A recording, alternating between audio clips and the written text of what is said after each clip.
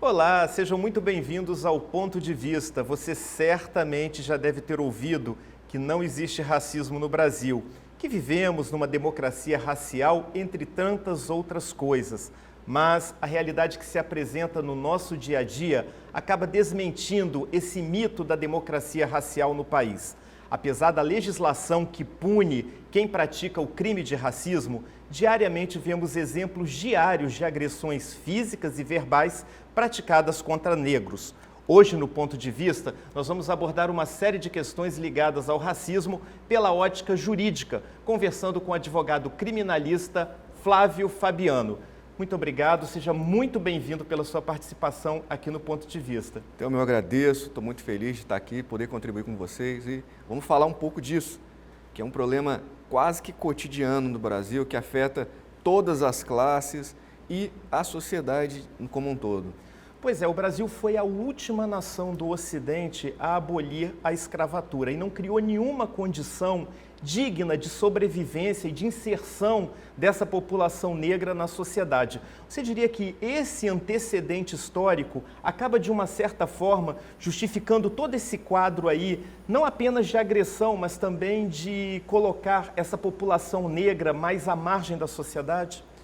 Foram colocados à margem da sociedade. A partir do momento que você tira da escravidão, tira de um contexto de dominação, em que estão sendo subjugados de uma forma absurda, e simplesmente, sem qualquer amparo, sem qualquer preparo, sem qualquer indenização, porque era necessário indenizar toda a prestação de serviço que tivemos, dos negros, enfim, de todos aqueles que foram trazidos para cá, e não tiveram qualquer recebimento de justiça, e a partir desse momento, em que são derramados, despejados às margens da sociedade, sem qualquer indenização, repito, sem qualquer preparo, sem qualquer condição, cria-se uma cultura em que os desprezados devem permanecer desprezados, humilhados, e isso, infelizmente, muitos ainda cultuam isso em suas mentes, o que é um absurdo. Você falou da não indenização dos negros, na verdade, quem foi indenizado foram os senhores, né, de escravos, né? Exatamente, você escraviza e para permitir que não continue escravizando, você é merecedor de um reparo material. Isso é o fim do mundo, isso é uma política completamente absurda e que, infelizmente, não foi reparada ao longo dos anos. E hoje, muitos ainda pensam daquela mesma forma colonial, início de colônia. Pois é, a escravidão foi abolida em 1888 e 6 décadas depois, em 1951, o Brasil teve a sua primeira lei antirracismo, que foi denominada de Lei Afonso Arinos. Apesar da importância histórica por reconhecer a prática do racismo no Brasil, essa lei foi considerada um pouco branda para inibir esse tipo de crime. Por quê? Porque não basta reconhecer, é necessário que se tome medidas para impedir que a prática continue sendo tomada e, principalmente, é necessário que os ofendidos comecem a ter voz, comecem a ser reparados, comecem a, de fato, serem enxergados como pessoas da sociedade. E essa legislação de 1951, o objetivo dela foi tentar criminalizar, o que na prática não ocorreu, porque, em razão da ausência de pena, a legislação criminal, ela tem que ter um objetivo. O objetivo, ele tem que ter também a finalidade de apenar, de punir alguém que está praticando algo que sabidamente é errado, não somente o caráter pedagógico. E essa legislação de 51 não tinha nem caráter pedagógico e nem punia, porque tratava uma situação, uma circunstância gravíssima, que era o crime de racismo, que imperava com total força, trata isso como contravenção. Ou seja, eu reconheço que cometi um erro, no entanto, eu não vou ser punido, porque eu não tenho pena para isso, mas já está reconhecido. Eu faço aqui o reconhecimento da minha fragilidade, mas ainda assim não puno. Então, a legislação veio, porém não era suficiente, porque não tinha o caráter também de punir. Agora, outras críticas que foram feitas à Lei Afonso Arinos é que, primeiro, ela foi elaborada por brancos, sem a participação dos negros. Segundo, que, segundo alguns estudiosos e pesquisadores, ela foi criada para desmontar um possível crescimento dos movimentos negros e impedir, assim, a explosão de conflitos raciais no país. Foi isso mesmo, na sua visão? Sim, foi isso mesmo. Infelizmente, de fato, é uma tentativa de abrandar algo que socialmente era completamente, perante os ofendidos, horrível. Mas os ofensores, minimizavam. Então a lei vem, tenta abafar esses movimentos, no entanto, felizmente, não parou ali. Tivemos um progresso e a sociedade, parte da sociedade, uma pequena parte, passa de fato a enxergar que é necessário o reconhecimento de direitos. Então, a legislação ela continua em constante dinamismo, né, social. Agora, uma curiosidade é que a Lei Afonso Arinos ela foi motivada por um ato de discriminação racial praticado contra uma célebre dançarina e coreógrafa norte-americana, cujo nome é Katharine Dunham, que estava em turnê pelo Brasil, e ela foi impedida de se hospedar num hotel luxuoso lá de São Paulo, justamente pela sua condição de ser negra, né? Ou seja, curioso, né, que precisou uma pessoa de fora do país, uma celebridade, né, para poder desencadear aí esse processo que culminou com a Lei Afonso Arinos, né? Sim, o grande problema foi que, embora tenha havido um grande impacto, esse impacto não foi local. A população brasileira, pouco ou nada, tomou conhecimento disso, teve mais impacto no estrangeiro do que no nosso país. Esse foi um dos problemas também. Temos uma legislação que só passa a ter algum reconhecimento social, algum valor, a partir do fato que ocorre uma discriminação, uma prática absurda contra um estrangeiro, ou seja, que é impedido, uma bailarina afro-americana, de se hospedar no hotel, mas, em vez de dar um impacto local, não, isso tem mais impacto nos Estados Unidos, que ela foi barrada, era uma grande estrela, do que aqui no nosso país. Ou seja, temos uma lei cuja letra era vaga, não tinha, de fato, aplicação para atender o anseio social desse grupo, que não podemos mais ficar falando em minoria, porque não era minoria também. Agora, de certa forma, esse crime praticado contra essa dançarina e coreógrafa norte-americana, né, ele acabou derrubando um mito que foi construído e ainda persiste aqui no Brasil, de que o Brasil é uma democracia racial. Sim, só que a fase inicial é que nós não podemos nem considerar crime. Naquele momento não foi nem considerado crime porque, embora a lei tivesse um contorno de legislação criminal punitiva, ela não trazia pena, era considerada uma mera contravenção. Ou seja, se houvesse um flagrante naquele momento, o agressor, o ofensor, não receberia qualquer punição. Poderia, se fosse o caso, ser conduzido a uma autoridade policial que nada faria. Então, a partir daí é que começamos novamente no desenvolvimento. Agora, em 1989, foi promulgada a Lei 7.716, também conhecida como Lei Caó, de autoria do deputado Carlos Alberto Caó, que ela trouxe uma série de avanços em relação à Lei Afonso Arinos, não? Sim, trouxe avanços, porque incluiu também a questão do Estado Civil, que abarcou também, além da questão racial, cota de raça, etc., traz protegendo principalmente as mulheres, no quesito de mulher solteira ou mulher casada, tentando buscar uma igualdade também nesse sentido. Porém, novamente, não trazia ali o que efetivamente a legislação criminal deve trazer, uma pena para quem continua praticando os atos criminosos. Então a lei atende a um grande avanço, no entanto, a repercussão que ela tem que ter no âmbito criminal continua muito branda, embora fosse um grande avanço em relação à legislação anterior. Agora, isso de certa forma foi corrigido em 2020 com a promulgação da Lei 12.288, também chamada de Estatuto da Igualdade Racial? Melhorou, abrandou e começou a punir. Por quê? A partir desse momento, temos a criminalização de fato do racismo, que até então não estava sendo criminalizado. Estava tratando como um crime de menor potencial ofensivo, algo besta, algo simples, algo sem valor, uma mera ofensa à moral de uma pessoa que não tinha moral, que não poderia ter considerado ter uma moral. Então, a partir desse momento que se apena, que transforma em crime, que diz que aquilo ali é algo imprescritível, ou seja, se você praticar o crime hoje, você pode ser punido em qualquer momento, qualquer tempo da sua vida. A sua idade não vai te favorecer em razão de uma eventual prescrição por atingir uma idade acima de 70 anos. Nada disso estaria mais protegido, porque a dignidade da pessoa ofendida começa a ter valor. E passamos, nesse momento, a aplicar de fato uma pena.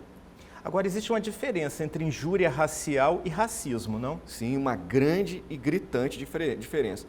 A injúria racial, que ocorre praticamente todos os dias, em diversos momentos, está em ofender a honra de uma determinada pessoa, é dirigida a uma pessoa. É um ataque direto a uma pessoa, ainda que tenha todo aquele contorno do racismo, de ofender raça, credo, a condição física da pessoa. Porém, ainda assim é um crime contra a honra. O racismo, ele é algo maior, ele atinge um grupo social, uma quantidade de pessoas. É uma prática em que nós, inclusive, vimos agora, isso acho que em São Paulo, a situação de uma chinesa que fez um processo seletivo e uma dos candidatos era negra. Aí há uma comunicação de WhatsApp, em que foi visto por diversas pessoas, em que pessoa negra, a cor dela atrapalha, não podemos contratar. Ali, eu entendo que havia um crime de racismo, não de injúria racial, porque o objetivo era atingir uma coletividade. E as penas são diferentes, né? As penalidades são diferentes. O crime de injúria racial está previsto no nosso Código Penal, e é um crime contra a honra, ou seja, eu sou atingido individualmente. E ali não há nem de se falar em pena, porque não alcança meramente uma reclusão ou detenção, ou seja, não podemos nem falar num cumprimento de regime de pena aberto, semiaberto ou fechado. Por quê? Por ser uma pena inferior a 2 anos, há ali uma possibilidade de transação penal, ou seja, aquela pena alternativa. Eu não vou fazer nada com você desde que você pague uma cesta básica, que você dê alguma contribuição social, uma mera indenização. Já o racismo, a conversa muda. Por ser um crime imprescritível, haverá ali sim a aplicação de uma pena e eventualmente até de uma multa. Mas o racismo é um pouco mais difícil de alcançar, porque demanda atingir uma coletividade de pessoas, que a injúria racial não consegue alcançar. E o racismo tem pena de até 5 anos. Agora, em agosto de 2020, uma juíza criminal, em sua sentença, ela afirmou que o acusado, um homem negro, seguramente seria integrante de um grupo criminoso em razão de sua raça.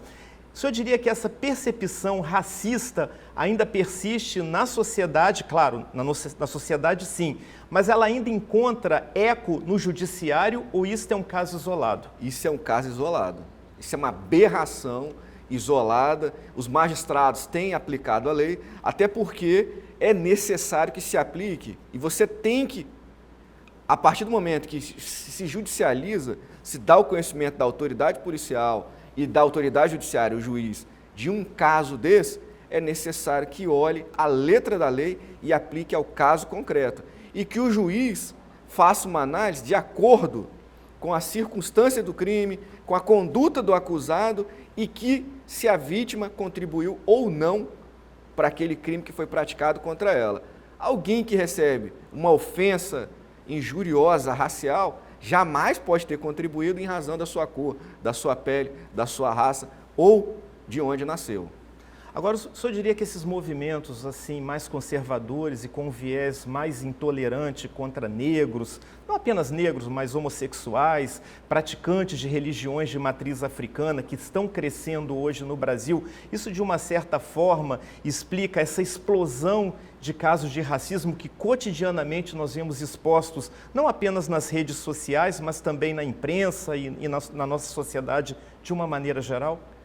O que explica isso é a ignorância, a estupidez. A estupidez, a ignorância, que acabam sendo 2 adjetivos de uma mesma pessoa, que sempre ocorre, acaba ensejando esse tipo de prática. Porque a partir do momento que a pessoa não tem nem ideia o que foi o conservadorismo, e ela estaria enquadrada numa hipótese social de estar na condição de escravo lá atrás, que é o caso de muitos são pobres, não têm nem conhecimento do que estão falando, e passam a atacar outros que são não é nenhuma situação oposta, mas sim de pensamento diferente, religioso, social.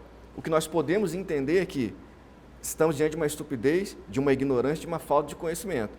E que gera tudo isso. Os movimentos, todos eles defensivos, para dizer que essa estupidez está alcançando patamares inaceitáveis, eles têm que ocorrer, mas é necessário também que o poder público passe a explicar o que é isso, que as escolas também têm essa missão, o professor também tem essa missão de explicar o que foi cada uma dessas correntes sociológicas, políticas do passado, e passem a explicar que as religiões de matrizes africanas chegaram no mesmo tempo que os colonizadores, e que elas precisam ser respeitadas, que culturalmente são muito mais ricas, e que você não pode desprezar o outro em razão de nada.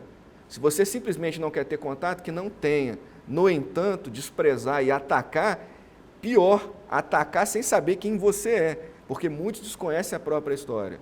É isso que é lamentável, que nós estamos falando aqui da ignorância, da estupidez humana, infelizmente. Temos que ter políticas que ensinem às pessoas o que foi a história, o que representou cada um. E fortalecer também os movimentos. Não podemos mais falar em movimento de minorias, temos que falar em movimento de ofendidos.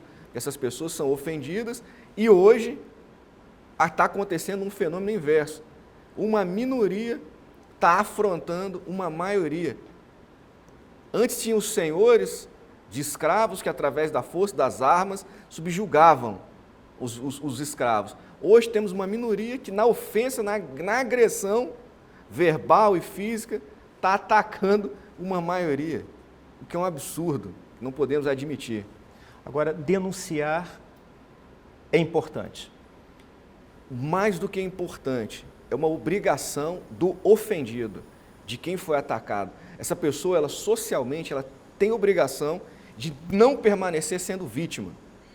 Porque se ela aceita uma intolerância, uma agressão, uma ofensa dessa, ela está praticamente sendo conivente com o seu agressor e autorizando que ele continue fazendo isso com terceiros.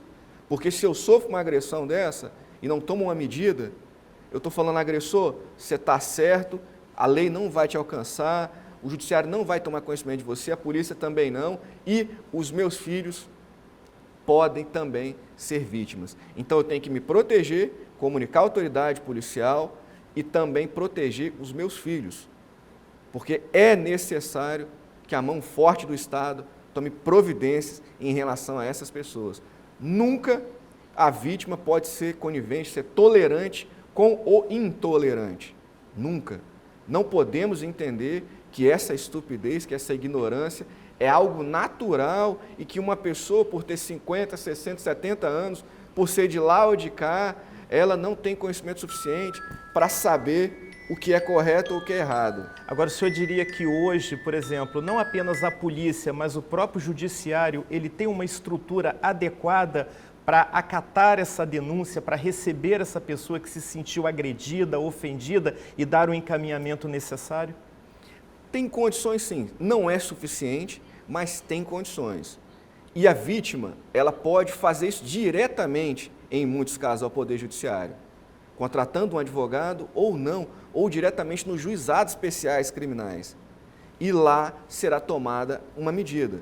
Mas é necessário que tome uma medida. O Estado, o cidadão, ele não tem que se preocupar se o Estado tem condições ou não. Ele tem que se preocupar em tomar as medidas necessárias, em fazer o que é correto. Doutor Flávio, muito obrigado, agradeço muito a sua participação aqui no programa Ponto de Vista. Muito obrigado pela entrevista. Eu que agradeço, estou à disposição, espero ter contribuído e que as pessoas mudem sua mentalidade, que a sociedade continue evoluindo e não involuindo, como infelizmente nós estamos vendo. Pois é, e eu agradeço a sua audiência, a sua companhia, lembrando que na semana que vem estaremos de volta em mais um Ponto de Vista. Até lá!